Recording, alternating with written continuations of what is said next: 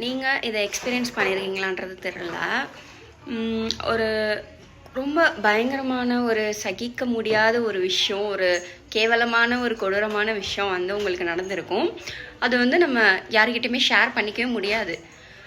அதுக்கான ஒரு ரீசன் என்னன்னா வந்து ஃபஸ்ட்டு யாரும் நம்மளை நம்ப மாட்டாங்க. அப்படி நடந்திருக்குமா இல்லை நீ எதுவும் பண்ணியிருப்பியா அப்படின்ற ஒரு விஷயந்தான். ஸோ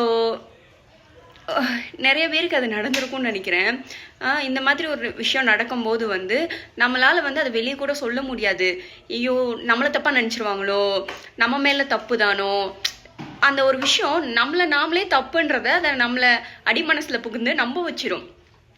அது நீங்கள் எத்தனை பேர் எக்ஸ்பீரியன்ஸ் பண்ணியிருக்கீங்கன்றது தெரியல எனக்கு. பட் எனக்கு தெரிஞ்ச நிறைய பேர் இதை சொல்லியிருக்காங்க. நான் என்ன சொல்ல வரேன்னா வந்து நம்புறாங்களோ இல்லையோ, அது அவங்களோட ஒரு ஒப்பீனியனோ தாட்டோ எதா வேணா இருந்துட்டு போட்டோம்.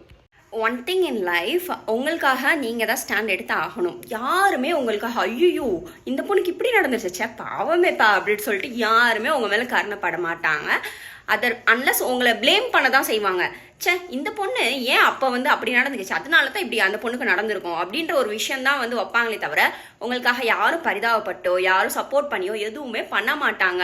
ஈவன் பேரண்ட்ஸாக இருந்தாலும் சரி, ஒரு கட்டத்துக்கு மேலே யாருமே சப்போர்ட் பண்ண மாட்டாங்க. உங்களுக்காக அந்த இடத்துல எனக்கு இப்படி ஆச்சு, இது எனக்கு நடந்துச்சு, இது வந்து தப்பு தான் அப்படின்றத வந்து நீங்கள் சொல்லுங்க. ஓகேவா? அவங்க வந்து புரிஞ்சுக்கலன்றது செகண்டரி விஷயம் தான். உங்களுக்கு உங்களை பற்றி ரொம்ப நல்லா தெரியும், அது போதும். ஃபர்ஸ்ட் ஆஃப் ஆல் யாரும் வந்து உங்களை வந்து சர்டிஃபைடாக வந்து இது பண்ணணுன்றத அவசியம் கிடையாது. ஓகேவா? அது போக வந்து உங்களுக்கு நீங்கள் உங்கள் மேலே வச்சிருக்க நம்பிக்கைக்கு நீங்கள் தான் ஸ்டாண்ட் எடுக்கணும்.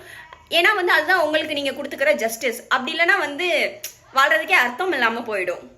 நீங்கள் வந்து மனசில் தோன்றதை வந்து ஓப்பனாக எல்லாத்துட்டையும் சொல்லிடுறீங்க. கோவமாக இருந்தாலும் அதை வெளிப்படுத்திடுறீங்க, இல்லை எதாக இருந்தாலும் சொல்லிடுறீங்க. உங்களோட ஒப்பீனியனை வந்து நீங்கள் எடுத்து வைக்கிறீங்க அப்படின்றதுக்காக வந்து உங்களை வந்து தப்பாக ஜட்ஜ் பண்ணணும், இந்த பொண்ணு அப்படி தான் அப்படின்றது எல்லா நேரத்துலையுமே எல்லாரும் கோவக்காரங்களா இருக்க முடியாது.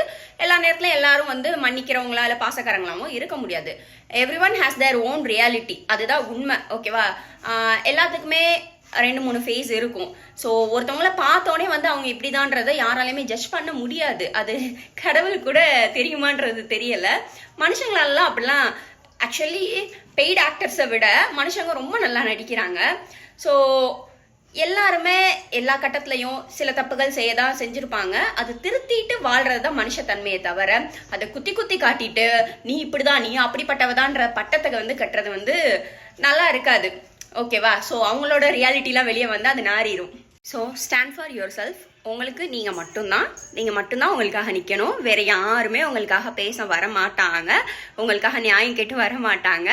ஸோ வாய்ஸ் அவுட் பண்ணுங்க. தப்புனா இது தப்பு தான், எனக்கு எப்படி நடந்துச்சு, இது யாருக்கும் இனி நடக்கக்கூடாது. அட்லீஸ்ட் நீங்கள் வாய்ஸ் அவுட் பண்ணுறதுனால இனிமேல் யாருக்காச்சும் நடக்காமையாச்சும் இருக்கும். ஸோ அதை வந்து நீங்கள் அப்படி பண்ணும்போது தான் உங்கள் இன்னர் செல்ஃப் வந்து கொஞ்சம் ஹீல் ஆகிறதுக்கான சான்சஸ் இருக்குன்னு நான் நினைக்கிறேன்.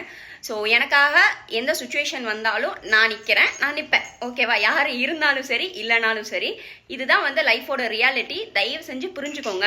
அமைதியாக போகணும், நல்ல பிள்ளையாக நடந்துக்கணும், அடக்கொடக்கமாக இருக்கணும் அப்படின்ட்டு நினச்சிட்டு உங்களுக்கு நடக்கிற தப்பை வந்து நீங்கள் வாய்ஸ் அவுட் பண்ணாமல் இருக்காதீங்க. அது வந்து ரொம்ப ரொம்ப உங்களுக்கு கொடுத்துக்கிற ஒரு தண்டனை. ஸோ அதை யாராலையுமே ஹீல் பண்ண முடியாது. அந்த ஒரு ஒரு கடுப்பை வந்து மற்றவங்க மேலே நீங்கள் காமிப்பீங்க. எனக்கு இப்படி நடந்துச்சு, இன்னொரு பொண்ணுக்கு நடக்கும் போது வந்து நீ ஏன் சொல்கிற, உனக்கு அசிங்கமா இல்லையா அப்படின்ற மாதிரி இருக்கும். ஏன்னா ஸோ அந்த இடத்துல வந்து உனக்கு நடந்த அநியாயத்தை வந்து நீ சொல்லி உனக்காக ஸ்டாண்ட் பண்ணலை. ஸோ அதனால வந்து நீ மற்றவங்களையும் எதுக்கு நீ சொல்கிற, இது வந்து ஒரு கேவலம் அசிங்கம், வாய்ப்பே கிடையாது. அப்போல்லாம் ஒரு மண்ணும் இல்லை.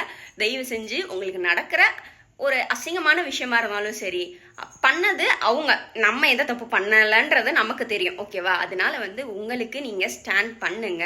உங்கள் ஃபீலிங்ஸுக்கு ரெஸ்பெக்ட் கொடுங்க. யார் மதிச்சாலும் மதிக்கலைனாலும் உங்களை நீங்கள் மதிங்க.